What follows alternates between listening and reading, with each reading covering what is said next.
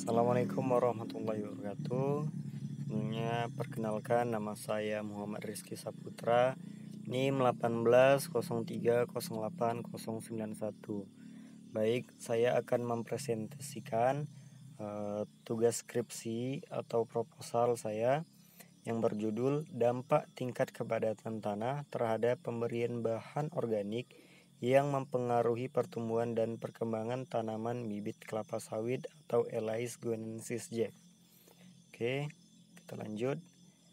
Tujuan dari penelitian ini adalah untuk mengevaluasi pertumbuhan dan perkembangan tanaman bibit kelapa sawit yang diakibatkan oleh tekanan penyiraman, pemadatan tanah yang dapat menyebabkan terjadinya gangguan pada akar yang dapat mempengaruhi jumlah produksi. Oke, pendahuluan, kelapa sawit adalah tanaman perkebunan yang penting untuk menghasilkan minyak makanan, minyak industri, maupun bahan bakar nabati atau biodiesel. Secara spesifik, minyak kelapa sawit mengandung sekitar 44% asam palmitat, 5% asam stearat, 39% asam oleat tak jenuh tunggal, dan 10% asam linoleat tak jenuh ganda. Kemudian bahan organik adalah bahan pemantap agregat tanah yang baik, merupakan sumber hara tanaman. Bahan organik akan mempengaruhi sifat-sifat tanah seperti kemampuan tanah menahan air meningkat, struktur tanah akan menjadi lebih gembur dan remah. Bahan organik juga memperbaiki struktur tanah dan menurunkan kerapatan massa tanah serta dapat mengikat partikel tanah. Oke. Pengolahan tanah adalah perlakuan terhadap tanah untuk menciptakan keadaan tanah yang baik bagi pertumbuhan tanaman. Pengolahan tanah merupakan kebudayaan yang sudah sangat tua dalam budaya pertanian dan masih tetap dilakukan dalam sistem pertanian modern. Oke, kita lanjut. Menurut Abu Hamde, pemadatan tanah dapat membatasi distribusi akar. Karena itu pada tanah yang padat, pertumbuhan akar akan tetap berlangsung ke arah samping. Akar tanaman yang terhambat pertumbuhannya akan menjadi lebih pendek dan lebih besar diameternya. Oleh karena itu, perlu dilakukan suatu kajian mengenai tingkat kepadatan yang diperoleh untuk mendapatkan pertumbuhan tanaman bibit kelapa sawit yang optimum. Oke, kita lanjut. Adapun manfaat dari penelitian ini ialah bagi penulis, yaitu sebagai bahan penyusun skripsi untuk menyelesaikan pendidikan di program studi keteknikan pertanian Fakultas Pertanian Universitas Sumatera Utara. Bagi mahasiswa, yaitu untuk mengetahui informasi mengenai tingkat kepadatan tanah, bobot isi yang paling sesuai dengan pertumbuhan dan perkembangan tanaman bibit kelapa sawit pada pengaruh pemberian bahan organik terhadap pemadatan tanah. Bagi petani, yaitu dalam upaya menghindari kepadatan tanah yang dapat menghambat tumbuh kembang tanaman bibit kelapa sawit. Adapun hipotesisnya, yaitu semakin tinggi tingkat kepadatan suatu tanah, maka pertumbuhan tanaman kelapa sawit akan semakin terhambat dan pemberian bahan organik atau pupuk kompos dapat mengurangi pemadatan tanah. Oke, tinjauan pustaka. Menurut klasifikasi tanaman kelapa sawit PAHAN 2012 merupakan divisi yaitu Embryophyta Sipponagama, kelas Angiospermae, ordo Monocotyledonae, famili Arecaceae, subfamili Coccoideae, genus Elais, spesies Elais guinensis Jack. Adapun akar merupakan tumbuhan monokotil yang tidak memiliki akar tunggang, radikula atau bakal akar. Pada bibit terus tumbuh memanjang ke arah bawah selama 6 bulan terus-menerus, dan panjang akarnya mencapai 15 meter. Akar primer kelapa sawit terus berkembang. Susunan akar kelapa sawit terdiri dari serabut primer yang tumbuh secara vertikal. Kemudian serabut primer ini akan bercabang kembali menjadi sekunder ke arah bawah. Akhirnya cabang-cabang ini juga bercabang lagi menjadi akar tersier. Begitu seterusnya hingga perakaran bisa mencapai 8 sampai 16 meter secara vertikal.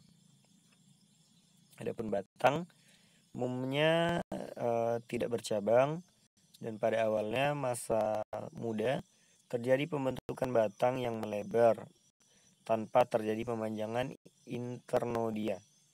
Titik tumbuh batang kelapa sawit terletak di pucuk batang, terbenam di tajuk daun, berbentuk seperti kubis. Oke, daun. Daun kelapa sawit memiliki daun front yang menyerupai bulu burung atau ayam.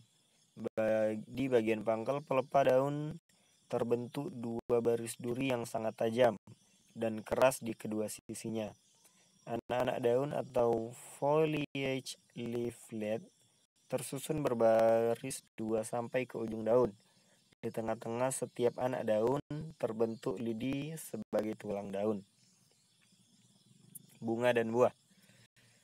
Tanaman yang berumur 3 tahun sudah mulai dewasa dan mulai mengeluarkan bunga jantan dan bunga betina. Bunga jantan berbentuk lonjong memanjang, sedangkan bunga betina agak bulat. Adapun buah kelapa sawit tersusun dari kulit buah yang licin dan keras, daging buah dari susunan serabut, dan mengandung minyak, kulit biji atau cangkang atau tempurung yang berwarna hitam dan keras, daging biji yang berwarna putih dan mengandung minyak serta lembaga atau embrio. Tekstur tanah. Tekstur tanah tidak mengalami perubahan yang nyata apabila telah dilakukan pengolahan tanah kecuali pada saat pengolahan tanah. Tanah ditambah bahan organik. Hal ini dikarenakan tanah tidak dapat berubah atau memperbaiki tekstur tanah apabila tidak diberi penambahan bahan organik. Menurut Fuadi dan Mustaqim tahun 2015. Sifat mekanis tanah, yaitu tanah yang berkenaan dengan berbagai cara. Sifat mekanik tanah erat dikaitkan dengan kekuatan dan kekompakan tanah.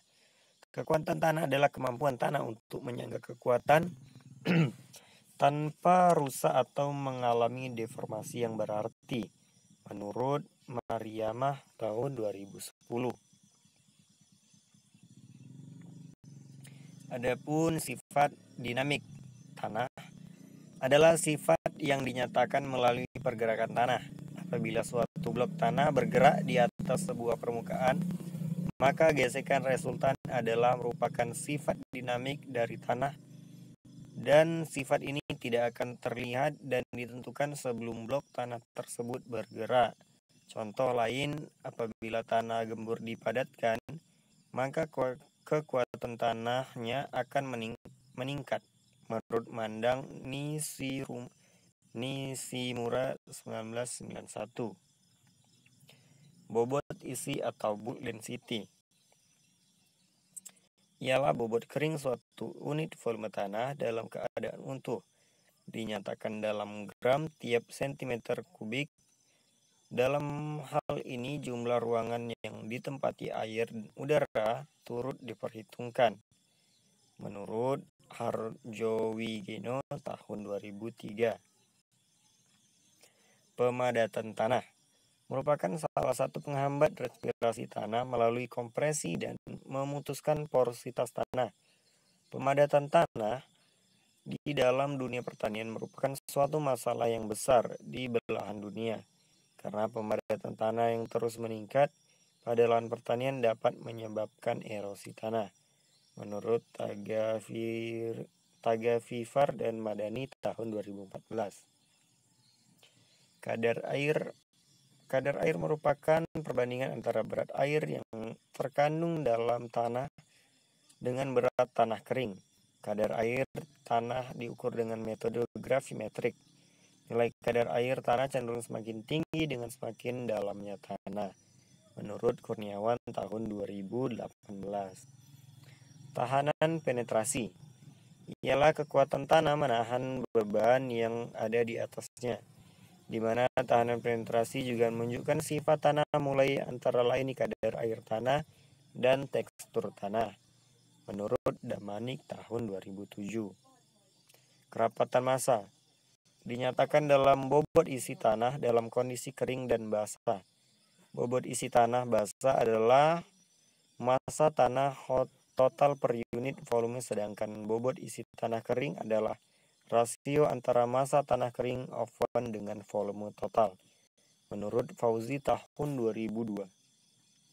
Pengaruh air siraman terhadap pertumbuhan tanaman. Di dalam pertumbuhan tanaman, agar hasil tanaman yang didapat sesuai dengan kualitas dan kuantitas yang akan dicapai, maka tanah harus diberi bahan organik untuk mempengaruhi sifat-sifat tanah seperti tanah akan lebih gembur dan dapat menahan air dengan kuat sehingga tanah dapat menurunkan kemampatan tanah dan dapat mengikat agregat-agregat tanah. Bahan organik dapat mempengaruhi sifat-sifat fisik tanah seperti struktur tanah akan menjadi lebih remah dan gembur. Kemampuan tanah menahan air meningkat dan merangsang granulasi agregat dan memantapkannya. Menurut Baylis tahun 1986. Penggunaan kompos dapat mempengaruhi adanya benturan terhadap tanah, dikarenakan adanya mikroba-mikroba yang terkandung dalam pupuk seperti Azotobacter sp dan lain-lain, yang dapat mempengaruhi asam organik lemah, yang dapat merombak dan mengikat kelarutan hara. Menurut Andri dan Wawan tahun 2017. Oke, demikian presentasi dari saya. Semoga bermanfaat. Jika ada salah-salah saya mohon maaf. Saya tutup. Assalamualaikum warahmatullahi wabarakatuh.